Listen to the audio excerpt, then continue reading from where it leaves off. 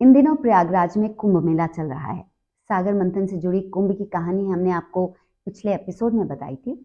क्या आप जानते हैं कि उस मंथन से निकली 14 चीजें कौन कौन सी थी? नमस्कार, मैं हूँ रेडियो सबरंग से स्वाति चौहान। आजकल रेडियो सबरंग पर आपके साथ मैं साझा कर रही हूँ भारतीय संस्कृति की कहानियां। तो हुआ यूं कि देवताओं और असुरों के बीच लगातार संघर्ष चलता रहता था। एक समय ऐसा आया जब देवता कमजोर पड़ने लगे। तब सभी देवता भगवान विष्णु के पास गए और उनसे सहायता मांगी। भगवान विष्णु ने उन्हें सलाह दी कि असुरों पर जीत हासिल करने के लिए उन्हें अमृत पीना पड़ेगा और अमृत पाने के लिए समुद्र मंथन करना होगा। अकेले देवता समुद्र मंथन नहीं कर सकते थे, इसके लिए उन्हें असुरों को भी साथ लेना जरूरी था। भगवान विष्णु ने देवताओं से कहा कि वे असुरों को इस मंथन में हिस्सा लेने के लिए मनाएं। देवताओं ने असुरों को ये कहकर राजी किया कि मंथन से निकलने वाले अमृत को वो भी ले सकते हैं। मंथन होना था क्षीर सागर का। मंथन के लिए मंदराचल पर्वत को मथानी के रूप में चुना गया और वासुकी नाग को रस्सी बनाया गया। लेकिन मंदराचल पर्वत समुद्र में स्थिर नहीं रह सकता था, इसलिए भगवान विष्णु ने कछुए का अवतार लेकर पर्वत को कछुए के पीठ पर स्थिर कर दिया। अब देवता और असुर वासुकी नाग के जरिए सागर को मथने लगे। देवता वासुकी नाग की पूंछ की ओर थे और असुर उसके फन की ओर। कहा तो ये भी जाता है कि चूंकि असुर वासुकी नाग के फन की ओर थे, इसलिए उसके मुंह से निकलने वाले जहर से भी उन असुरों को नुकसान हो रहा था। इस मंथन से समुद्र में हलचल मच गई और अनेक दिव्य वस्तुएं उत्पन्न होने लगी। तो सबसे पहले समुद्र से एक भयानक विष हलाहल निकला। ये हलाहल इतना जहरीला था कि उससे दुनिया में हाहाकार मच गया। देवता और असुर दोनों ही इससे डरकर भगवान शिव के पास गए। सृष्टि को बचाने के लिए भगवान शिव ने विष को अपने कंठ में धारण कर लिया। विष पीने के बाद भगवान शिव ने ध्यान लगाकर उसे गले में रोक लिया।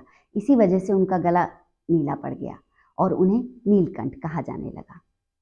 जब समुद्र से विष की समस्या समाप्त हो गई और मंथन जारी रहा तो कामधेनु गाय प्रकट हुई। यह गाय दिव्य शक्ति से युक्त थी और इच्छाओं को पूरा करने की क्षमता रखती थी। इसका दूध अमृत के समान था और इसका उपयोग यज्ञों में किया जा सकता था। कामधेनु को लेकर देवता और असुरों के बीच विवाद हो सकता था, इसलिए देवताओं ने इसे ऋषियों को सौंप दिया। ऋषियों ने इसे अपने यज्ञ और धार्मिक कार्यक्रमों के लिए रखा। मंथन के दौरान अगला रत्न उच्छैव श्रवा नाम का एक अद्भुत घोड़ा था। ये घोड़ा 7 सिरों वाला था और सफेद रंग का, जो दूध के समान चमकदार था।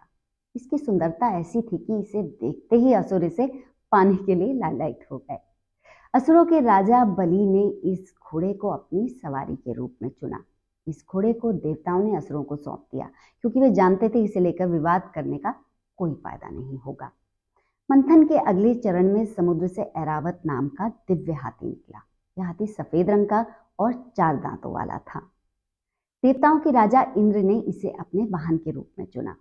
मंथन के दौरान समुद्र से एक अद्भुत वृक्ष निकला जिसे कल्प वृक्ष कहा गया। यह वृक्ष हर प्रकार की इच्छाओं को पूर्ण करने की क्षमता रखता था। देवताओं ने कल्प वृक्ष को स्वर्ग में स्थापित किया, जहां यह अमरत्व और समृद्धि का प्रतीक बना। मंथन के दौरान समुद्र से दिव्य अप्सरा रंभा उत्पन्न हुई। रंभा अपनी सुंदरता और आकर्षण के लिए प्रसिद्ध थी। फिर समुद्र से धन, सौंदर्य और समृद्धि की देवी लक्ष्मी जी प्रकट हुई। लक्ष्मी जी कमल के फूल पर विराजमान थी और उनके हाथों में सोने के सिक्के और कमल थे। देवी लक्ष्मी ने भगवान विष्णु को अपने पति के रूप में चुना और उनके साथ वैकुंठ में रहने चली गई। मंथन के अगले चरण में चंद्रमा निकले।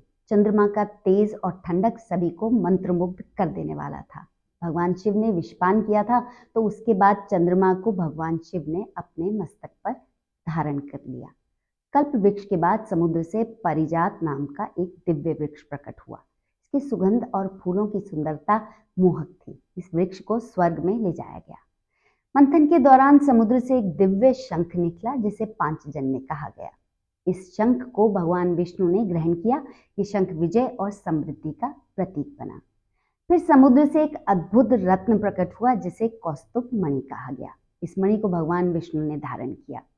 कौस्तुभ मणि उनकी छाती पर सुशोभित होती है और इसे उसकी दिव्यता और वैभव का प्रतीक माना जाता है। सागर मंथन के अंतिम चरणों में वज्र और शारंग धनुष उत्पन्न हुए। वज्र को इंद्र के लिए तैयार किया गया। यह दिव्य अस्त्र ऋषि दधीच की अस्थियों से निर्मित था और देवताओं के रक्षक के रूप में इंद्र को सौंपा गया। वज्र इतना शक्तिशाली था कि यह किसी भी बाधा या शत्रु को नष्ट कर सकता था।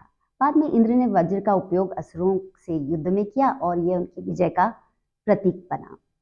शारंग एक दिव्य धनुष था जो भगवान विष्णु को प्राप्त हुआ। अमृत के साथ समुद्र से वारुणी देवी प्रकट हुई। ये देवी शराब की प्रतीक थी, असुरों ने इसे ग्रहण किया। मंथन के अंतिम चरण में समुद्र से भगवान धन्वंतरी प्रकट हुए। उनके हाथों में अमृत का कलश था। धन्वंतरी आयुर्वेद के जनक माने जाते हैं और उन्होंने संसार को स्वस्थ जीवन का ज्ञान दिया। अमृत कलश को देखकर देवताओं और असुरों में खींचतान शुरू हो गई। देवताओं के मुकाबले असुर संख्या में अधिक थे, इसलिए देवताओं को चिंता हुई कि अगर अमृत असुरों को मिल गया तो मुश्किल हो जाएगी। देवता भगवान विष्णु के पास गए। विष्णु जी ने मोहिनी नाम की एक सुंदर स्त्री का रूप धारण किया। मोहिनी इतनी आकर्षक और मोहक थी कि असुर उसकी ओर खींच गए। मोहिनी ने असुरों से कहा कि अमृत निष्पक्ष रूप से बांटा जाएगा और ये काम वो खुद करेंगी। असुर मोहिनी की सुंदरता और मीठी बातों में आकर उनकी बात मान गए। मोहिनी ने अमृत को इस प्रकार बांटना शुरू किया कि देवताओं को ही प्राप्त हो। असुर इस चाल को समझ नहीं पाए और मोहिनी पर मोहित होकर चुपचाप देखते रहे। असुरों में से एक, जिसका नाम स्वरभानु था, उसकी समझ में आ गया कि ये चालाकी क्या है। उसने देवताओं का रूप धारण किया और चुपके से जाकर पंक्ति में बैठ गया। जब मोहिनी ने अमृत उसे परोसा तो उसने तुरंत पी लिया। लेकिन ये बात चंद्रमा और सूर्यदेव की नजर में आ गई। उन्होंने मोहिनी को इसकी जानकारी दी।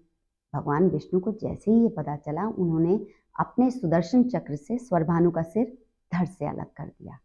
अब चूंकि स्वरभानु ने अमृत पी लिया था, इसलिए उसका सिर और धड़ दोनों अमर हो गए।